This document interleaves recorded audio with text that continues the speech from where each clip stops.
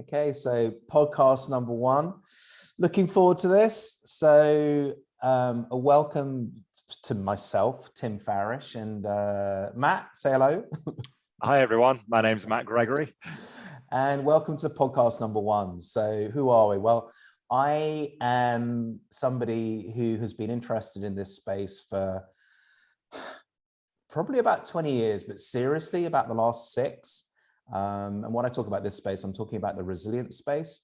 About 6 years ago, I had to get resilient myself because I was really struggling. So the idea of Recharge came out of a personal experience about 6 years ago. Matt, my colleague, my brother, was supporting me at the time. We've had a relationship that goes back about 20 years.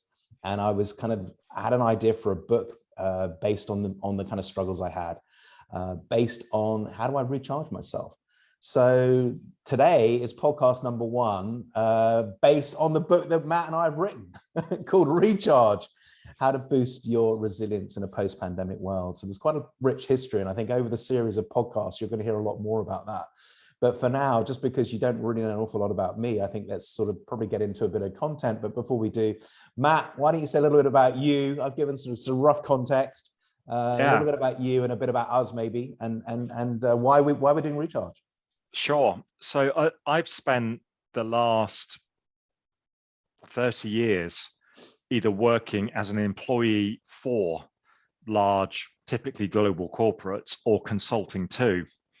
And one of the trends that I've seen and personally experienced, and which through our work together, I've seen you wrestling with, is just the growing level of pressure that people are grappling with, particularly leaders. And prior to the pandemic, what I saw was a lot of people in organizations were running hot. Add to that all of the turbulence and the newness of coping with what the pandemic threw up, and suddenly a lot of people were struggling. And the research, which I know you're going to be quoting later, shows that, and I've been struggling as well. So this isn't something I'm talking about as a commentator. This is something I'm personally experiencing, my family is experiencing, and it's a big deal for a lot of people. And that's the context of where the book came from. And it's talking directly to how leaders, professionals in organizations can navigate some of those quite significant challenges. And if you don't navigate them, it can have quite serious consequences, as I know you found, Tim. So that's a bit about me. I'm a Brit. I live just outside Birmingham in the UK.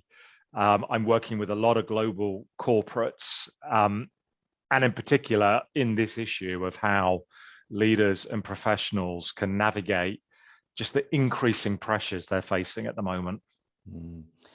Yeah, no, thank you for the great context on that one. I mean, so I'm a Brit, but I don't live in the UK. I actually live in Scandinavia and have done now full time for about 6 years.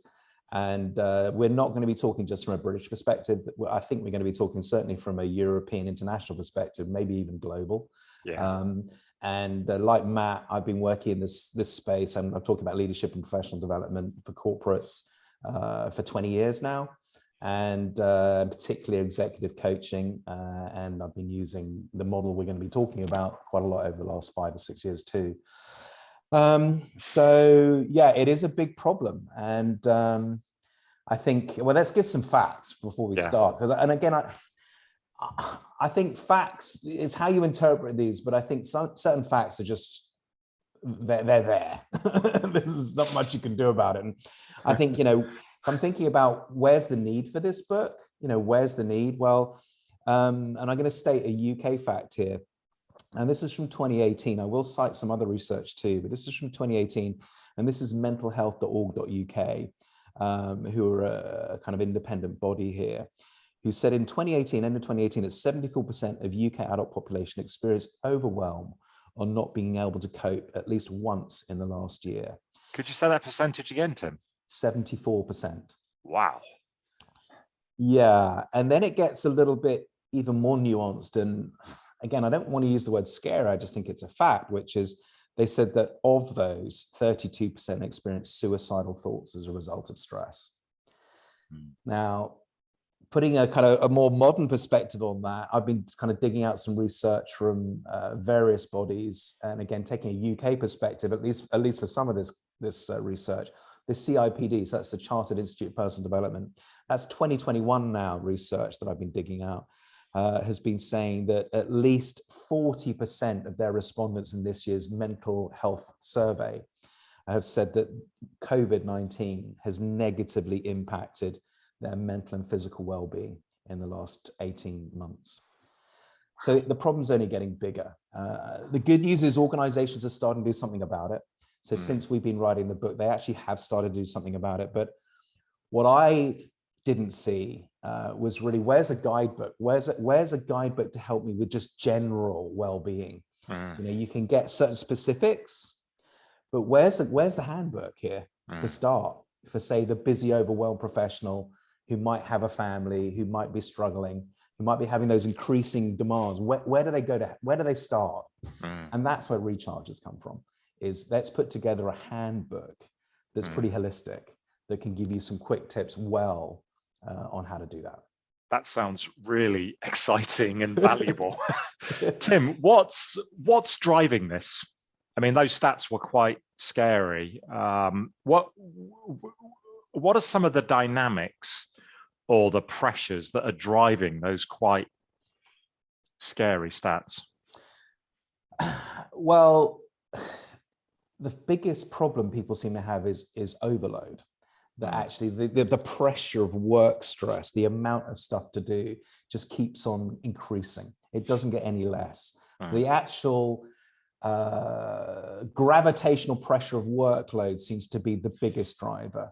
And I think you could also then update it with a pandemic issue, which is, okay, we've literally changed how we've done stuff from being out in our communities, in our support networks, doing what we're doing. And then now that's been taken away. We've had to pivot or course correct and do it differently. And quite often we've been doing it from a place of stress and overwhelm anyway. So we haven't been doing it very smartly.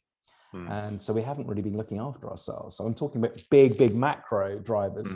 There are other ones too, but those are the main drivers I see, which is, you know, organizations have been pushing more workload down, not less. Yeah. Right? They've been wanting to produce less, but they've been stressed.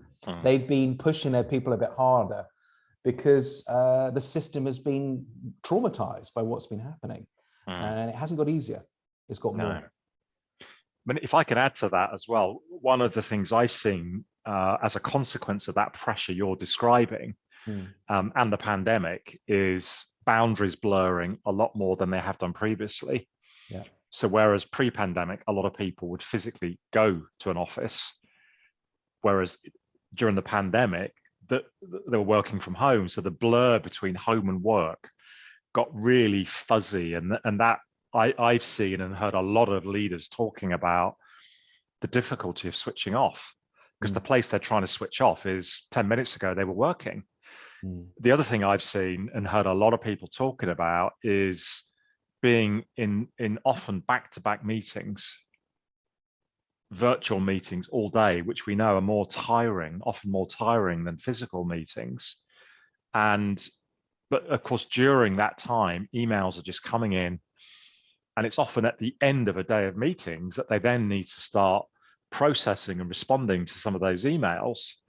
So oftentimes they're not actually switching off until quite late in the evening. And then that then affects their ability to sleep.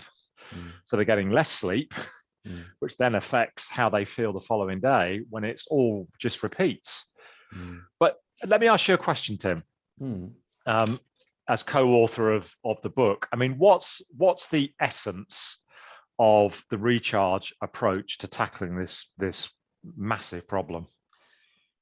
Okay, well, at its essence is the battery model, which is, you know, we all have a finite resource of energy, and I've used a battery model because we can all relate to our phones. And so the idea was really, we're no different. We need to recharge ourselves, and if we don't do that, we run on empty, and then eventually we fall down and break, which I experienced. So at the essence, and it's not just one battery, what we've put together is it's 3 batteries. It's a mental battery, it's a physical battery, and it's an emotional battery. And they all need to work together to create well-being. So at its essence is the battery model that we can recharge ourselves in smart ways to energize ourselves to handle these changes in pressures. Tim, that battery metaphor really resonates for me. And I'm kind of chuckling to myself because I know sometimes me, and I've got 4 children, one of whom's a teenager, they're almost more obsessed with looking after recharging their phone. And I'm guilty of that as well than I am myself, which is quite shocking when I think about it. But that metaphor really works for me because I know that there are certain things that I do where I can almost feel that battery that you've talked about, the charge levels going up. And it kind of like having a really good night's sleep. You know, I wake up and I'm just ready to tackle what felt overwhelming the night beforehand when I was quite depleted. But let me ask you, as we start to draw this podcast, this introductory one, to a close, what are some of the, you know, if people are interested in this concept and they want to find out more, what can they do?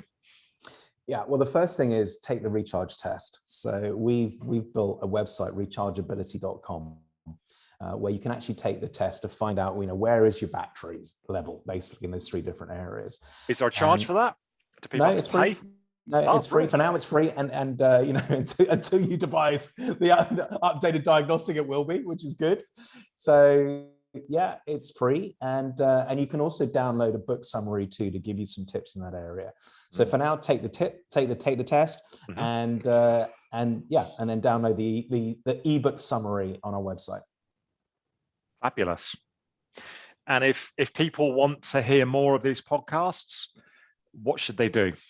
Yeah, well, rechargeability.com is basically where you're going to get most of our content. We're starting a LinkedIn campaign, as you know, tomorrow. So we're going to be starting to our community. And we're also going to have a YouTube channel where you can see more of the podcasts too. And we're also going to be taking the audio podcasts, and you'll probably find those on Spotify or Apple. Follow us. That's what I would say. Fabulous, Tim. That's really great to hear that. So folks, if you like what you're hearing, you want to hear more, stay connected to us, because we're going to be progressively adding more and more complementary content.